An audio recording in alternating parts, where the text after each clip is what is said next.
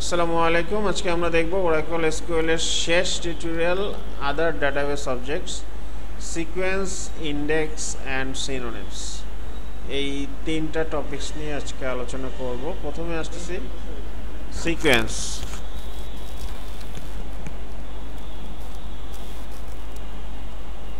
Creating a sequence, তারপরে দেখব confirming sequence, তারপরে ইউজিং এ সিকোয়েন্স এবং মডিফাইং সিকোয়েন্স। সিকোয়েন্সটা সাধারণত কাজে লাগে অটো নাম্বার জেনারেশন করার জন্য। যদি আপনি এর আগে হয়তো দেখছেন যে মাইক্রোসফট অ্যাক্সেসে অটো নাম্বার জেনারেট করা যায়, যে কোনো একটা ডাটা ইনপুট দেওয়ার পরে এন্টার দেওয়ার সাথে সাথে একটা অটো নাম্বার জেনারেট হয়, আরেকটা কলামের মধ্যে 1 2 3 4 5 এভাবে বাড়তে থাকে। সেক্ষেত্রে আমরা ক্রিয়েটিং সিকোয়েন্স যদি করি, ক্রিয়েটিং সিকোয়েন্সের ধরো আমরা ক্রিয়েট সিকোয়েন্স, সিকোয়েন্স নেম, একটা সিকোয়েন্স ক্রিয়েট করি।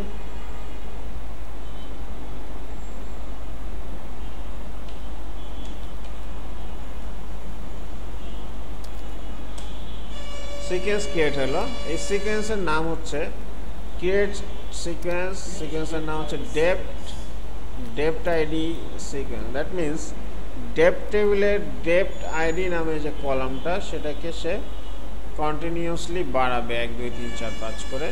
কিন্তু এখানে বলতেছে ইনক্রিমেন্ট বাই 10, তার মানে 10 করে বাড়াবে। প্রথমে বলতেছে start with 120, max value 9999, no cache, no cycle. তো এই জিনিসটা বুঝাই দিচ্ছি। ইনক্রিমেন্ট হচ্ছে প্রথমে সে 120 নিবে, তারপর নিবে 130, যেহেতু 10 করে বাড়তেছে, এভাবে 140 150 করে 9999 যখন বা 9990 যখন হবে, তারপরে এখানে যদি আপনার সাইকেল দেওয়া থাকতো তাহলে আবার 120 থেকে শুরু হতো। আর নো সাইকেল মানে হচ্ছে এটা এই পর্যায়ে গিয়ে শেষ হয়ে যাবে। আর নো ক্যাচে মানে হচ্ছে এটাকে ক্যাচে করে রাখবে না। তার মানে হচ্ছে ধরেন একটা ডাটাবেসের মধ্যে বা একটা স্কিমার মধ্যে অনেকগুলো ইউজার থাকে, সবাই তো এই সিকোয়েন্সটা ইউজ করবে, সবার সফটওয়্যারের মধ্যেই তো সিকোয়েন্সটা ফায়ার করবে, সবাই তো মনে করেন 120 থেকে 130-এ যাবে, 130 থেকে 140-এ যাবে। নো ক্যাচে যদি আপনার এটা দিয়ে রাখেন, তাহলে মনে করেন ইউজার 1 যখন 120-কে ধরবে, যতক্ষণ না পর্যন্ত সে 130-এ নিয়ে যাবে ততক্ষণ পর্যন্ত অন্য সব ইউজার তার কাছে ধরা থাকবে। সে যখন এটাকে 130 নিবে, তখন অন্যান্য ধরেন 10-12টা ইউজার আছে, তার মধ্যে যে কোনো একজন এখান থেকে 130 থেকে 140 করে নিয়ে দেওয়ার পর আবার অন্যান্য ইউজারটা এভাবে ধরা থাকবে। মানে তার কাছে নো ক্যাচে দেওয়ার কারণে এটার ডাটাটা ডুপ্লিকেট হবে না। মানে 120 থেকে 130, আবার আরেকজন ইউজার বলতেছে না আমিও 120 থেকে 130, সেটা তো হবে না। কারণ ডেপ্ট টেবিলের ডেপ্ট আইডি, এই ডেপ্ট আইডি যে কলামটা, এখানকার ডাটাগুলো 120 130 140 এভাবে করে করে যাইতে থাকবে। কিন্তু মাঝখানে দেখা গেল 140 দুইটা আছে, এটা হবে না। এটা যদি আপনি এনশিওর করতে চান, সেক্ষেত্রে আপনাকে নো ক্যাচে লিখতে হবে। নো ক্যাচে দিয়ে আমরা ডাটার ডুপ্লিকেসিটা এনশিওর করতে পারি, অনেকটা প্রাইমারি কির মতো কাজ করে, যাতে ডুপ্লিকেট না ঢোকে। কিন্তু আমি আমার রিয়েল এনভায়রনমেন্টে দেখছি যে এই নো ক্যাচে দিলেও কাজ করে না। এখানে ডুপ্লিকেট ডাটা কোনো না কোনোভাবে ঢুকে যায়। হয়তো নেটওয়ার্ক ফেলার হইলো বা কোনো একটা সমস্যা হইলো, কম্পিউটারের হঠাৎ করে কম্পিউটার বন্ধ হয়ে গেল, দেখা যায় সেক্ষেত্রে ডুপ্লিকেট ডাটা ঢুকে যেতে পারে, একটা সম্ভাবনা আছে। হঠাৎ করে দেখা গেলো সফটওয়্যারটা ক্লোজ করে দিল বা বন্ধ হয়ে গেল, ওই কারেন্ট চলে যাওয়ার পর ইউপিএস সাপোর্ট দিল না, বন্ধ হয়ে গেল, তখন দেখা যায় যে প্রবলেম করে। তো এই জন্য আমরা সাধারণত পিএলএসকিউএলে একটা আলাদা স্ক্রিপ্ট বানাই, যাতে আমরা কোনোভাবেই ডুপ্লিকেট ডাটা না আনি।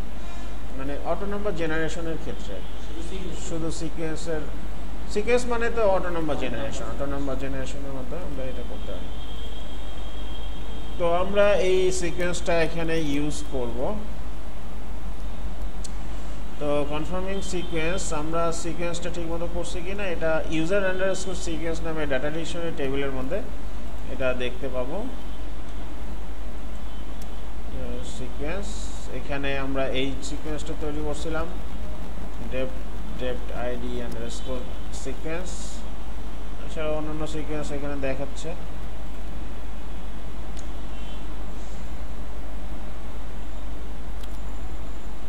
এখন আমরা সিকোয়েন্সটাকে ইউজ করব ইনসার্ট ইনটু ডিপার্টমেন্ট।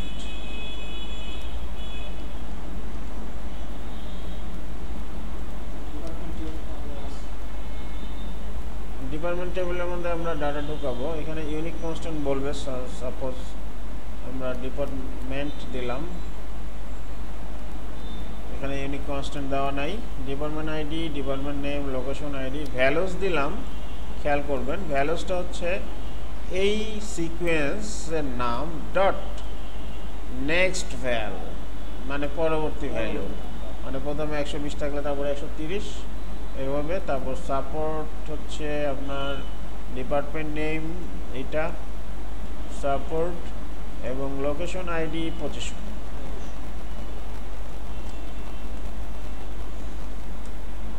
এই 1 রো ক্রিয়েটেড হলো। আমরা এখন দেখি কি হলো।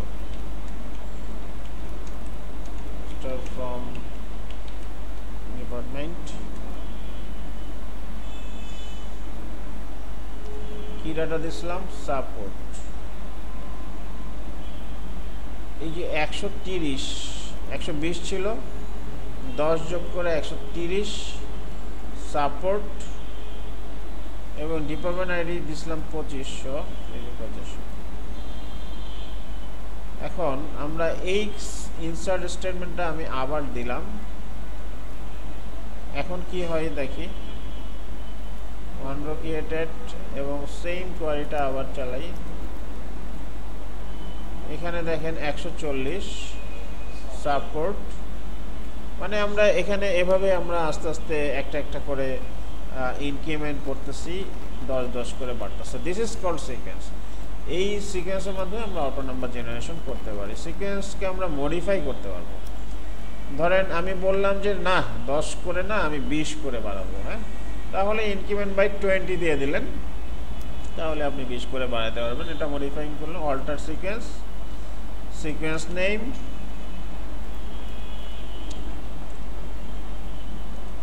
তারপরে আসতেছে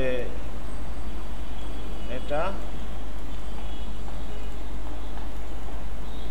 এইভাবে আমরা সিকোয়েন্স অল্টার করতে পারবো। এখন যদি আমরা এই কোয়ারিটা দেই, সেম কোয়ারি দিলাম, তাহলে আমরা এই ডিপার্টমেন্টের ডাটাগুলো দেখতে পাচ্ছি। 40-এর পরে 20 বেড়ে কত হয়েছে? 160।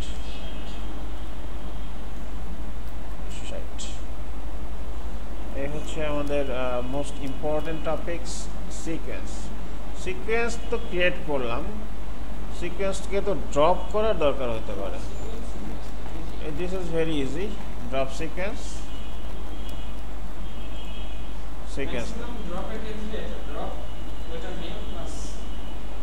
ড্রপ করে দিলাম, সিকোয়েন্স ড্রপ হয়ে গেল।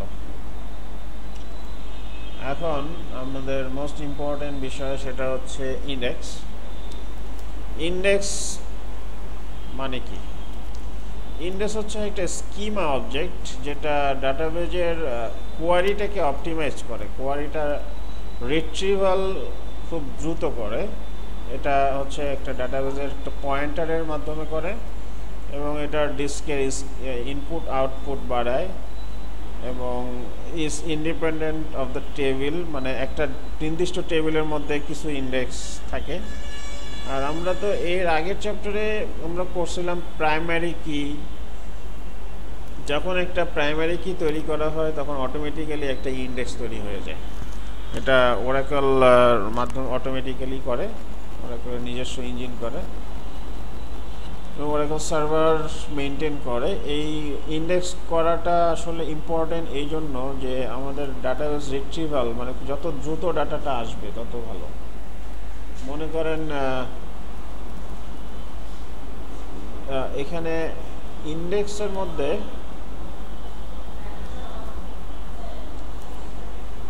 মনে করেন লাস্ট নেমটা আপনি ইন্ডেক্স করতে যাচ্ছেন, এমপ্লয়ি টেবিলের লাস্ট নেমটা মানুষ সার্চ করে বেশি।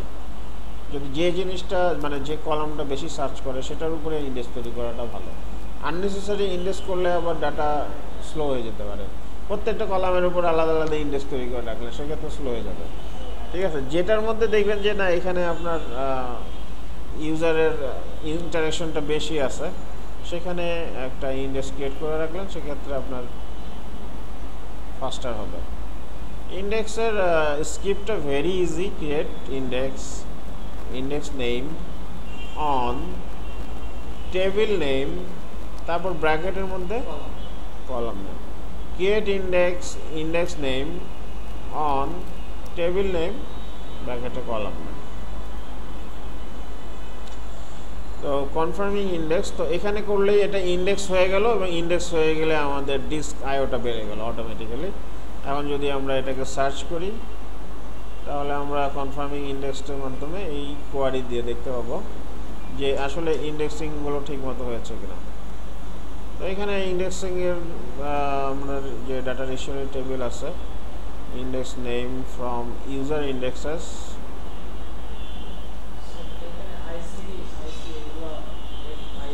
আইএক্সটা এটা হচ্ছে অ্যালিয়াস, আইসি এটা হচ্ছে অ্যালিয়াস, ওই অ্যালিয়াস দিয়ে লিখছে আর কি, আই বসাইছে আর কি একটা।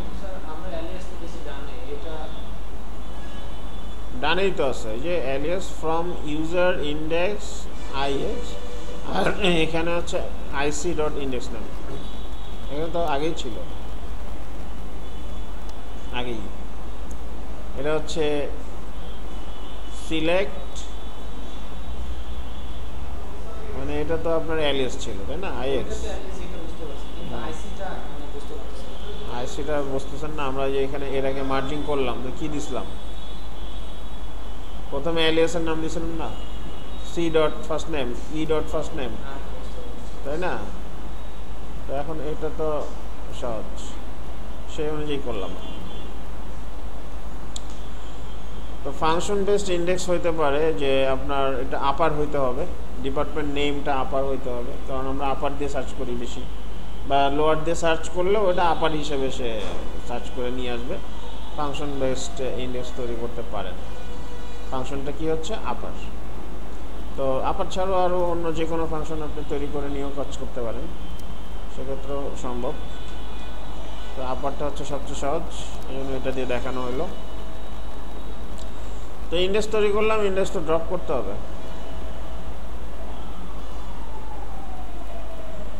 এটাও আগের সিকোয়েন্সের মতো সহজ।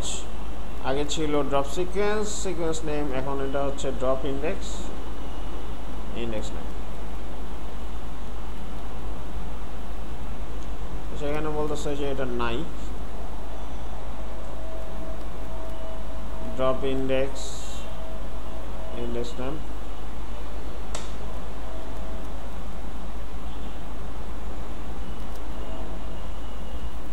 কি আছে, আপার ইন্ডেক্স ড্রপ হয়ে গেল। তো আমরা এর আগে দুইটা জিনিস দেখলাম, একটা হচ্ছে সিকোয়েন্স, তারপরে দেখলাম ইন্ডেক্স, এখন দেখব সিনোনিম। সার্চিং দ্রুত করার জন্য, ডাটা রিট্রিভাল ফাস্ট করার জন্য।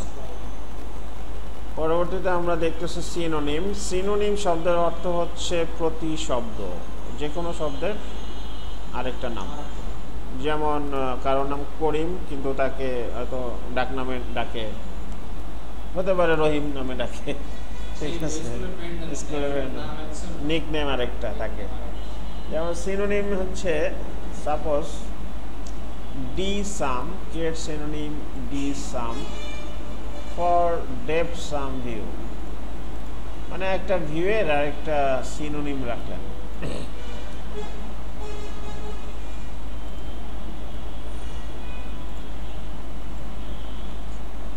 Synonym created. অথবা আমরা দেখতে পারি যে create synonym s_emp for emp। তো এখানে আমরা সিলেক্ট স্টার ফ্রম emp দিয়ে যে ডাটাটা আসবে, s_emp দিলেও সেম ডাটা আসতেছে। তার মানে ES_EMP দিলে আমরা EMP ডাটাই দেখতে পাচ্ছি, যেহেতু এটা নাম সিনোনিম করা আছে। তো synonym is that much easy. এটা হচ্ছে রিট্রিভাল একই রকম।